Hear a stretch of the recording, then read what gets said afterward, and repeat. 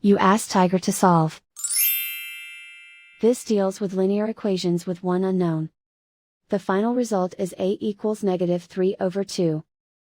Let's solve it step by step. Group all a terms on the left side of the equation. Subtract 5a from both sides. Group like terms. Simplify the arithmetic. Group like terms.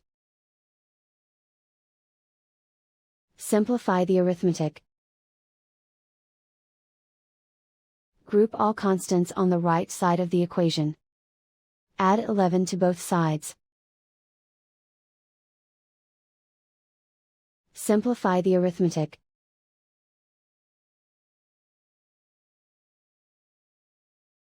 Isolate the a. Divide both sides by -10.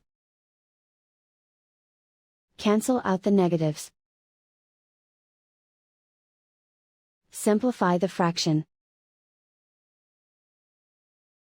Move the negative sign from the denominator to the numerator.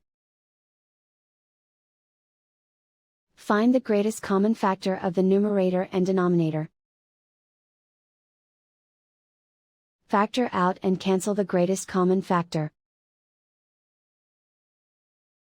And so the final result is a equals -3/2.